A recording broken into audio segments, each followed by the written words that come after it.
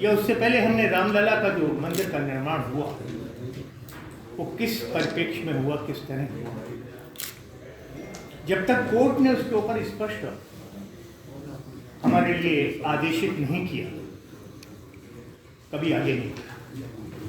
ज्ञानवापी में जब वहां पर त्रिशूल रखा हुआ है, जब वहां पर नंदी बाबा स्थापित हैं, तो मुझे कहने में कोई गुरेज नहीं है कि दूसरे धर्मों में बिल्कुल स्पष्ट लिखा हुआ है यदि किसी भूमि के ऊपर ऐसी मस्जिद का तामीर किया जाता है जो जबरदस्ती आता है, ऐसी मस्जिद जिसके ऊपर भूमि खरीद कर अपनी ना हो, वहां पर पूजा पद्धति कभी कबूल नहीं।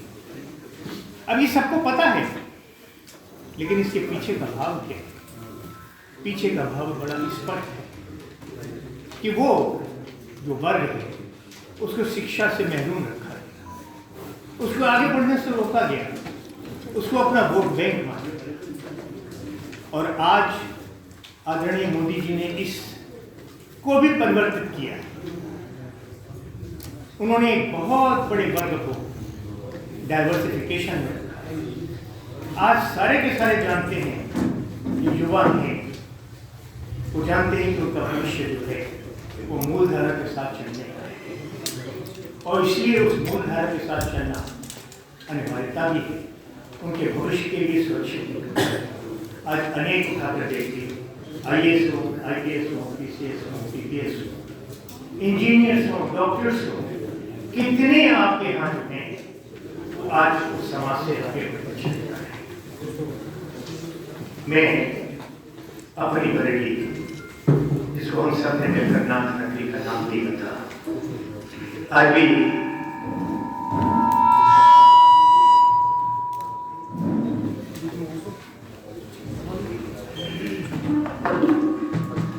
मैंने लखनऊ बात किया था, मैंने वो 25 का रड़े का।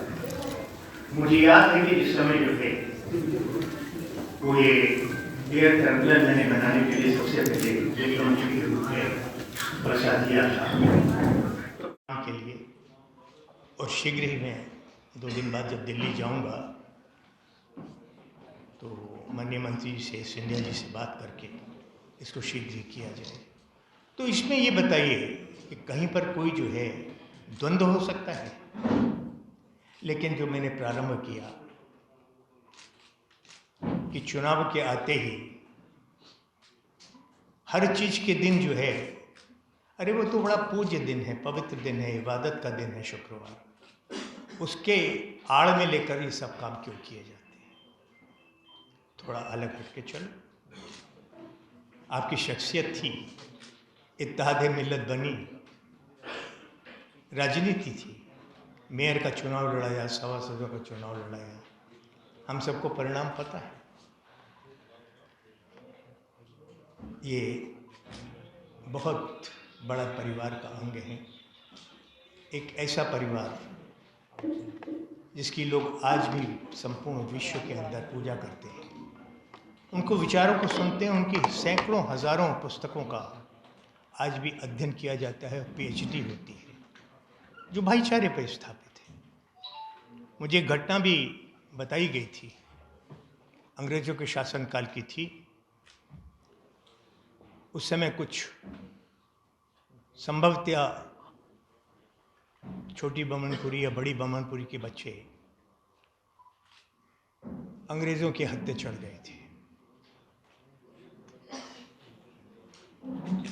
बड़े मियाँ को पता लगा, वो खुद गए और जाकर उन्होंने कहा कि नहीं, ये बच्चे, वो जानते थे स्थिति, उनका कि नहीं, ये बच्चे बिल्कुल सीधे हैं, इनका कहीं इस प्रकार का कोई कर्तव्य नहीं है, और अंग्रेजों ने उनके लिए तुरंत छोड़ दिया था। एक ये बात थी। मैं एक बरेली का नागरिक होने के नाते सर्वप्रथम अपील करता हूं कि हम लोगों को शांति से रहना है।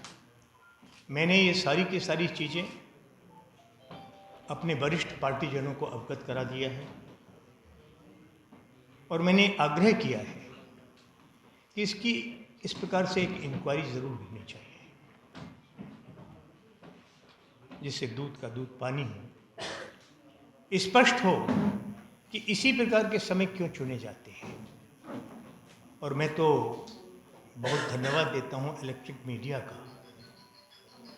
मुझे तो लगता नहीं है कि अपने यहाँ का कोई भी मीडिया ऐसा बचा है जिसने इसके ऊपर इस विषय को लेकर अलग से परिचर्चा ना की हो। अपने अपने टाइमिंग्स के हिसाब से 5 मिनट 10 मिनट मैं कहना चाहूँगा, न्यूज़ इंडिया के लिए मैं देख रहा था, क्या नाम था बेटा उनका, रूबिया जी लियाकत, कितना बोल्ड उन्होंने पूछा है। मैंने कहा ये बताओ कहाँ पर लिखा हुआ है कि एक लफ्ज़ मुझे बता दो।